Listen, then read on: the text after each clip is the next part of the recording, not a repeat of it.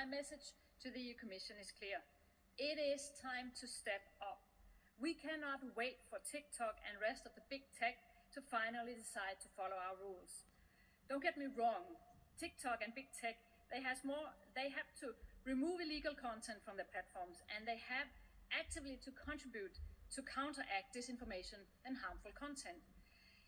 But it is the responsibility of the Commission to enforce our rules. And when big tech refuses to comply our laws, then the Commission needs to act as an enforcer.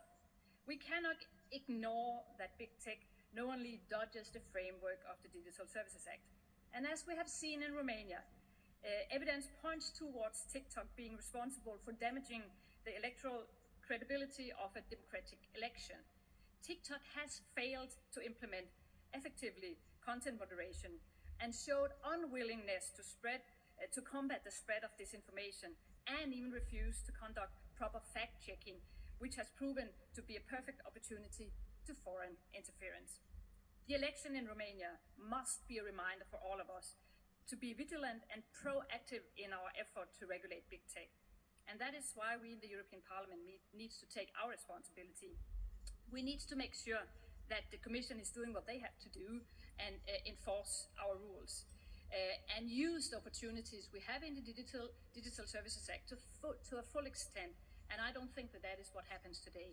Illegal content needs to be removed, and harmful content needs to be risk mitigated, and we need to have full transparency. And we haven't really seen so much about anything of these.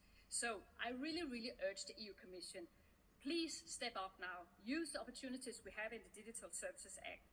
We need to use it in order to protect our society and democracy. It's time to act now. Thank you. Thank you, President. As parents across Europe, we must be confident that the platforms our children use are safe, not a tool for exploitation or harm. And unfortunately, TikTok failed this test. This platform bombards children with addictive algorithms and toxic content, material that would never be allowed in China, where strict time limits and educational videos protect young users. So why should European children be treated with less care? But the danger doesn't stop there. TikTok has become a tool for spreading disinformation, even influencing elections, as we saw in Romania.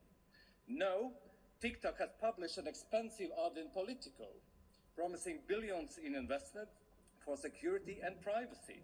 But trust isn't built on PR campaigns. It's built on actions, and TikTok has repeatedly failed to deliver on this front.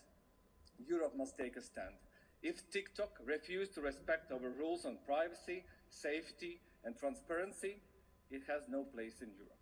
Thank you.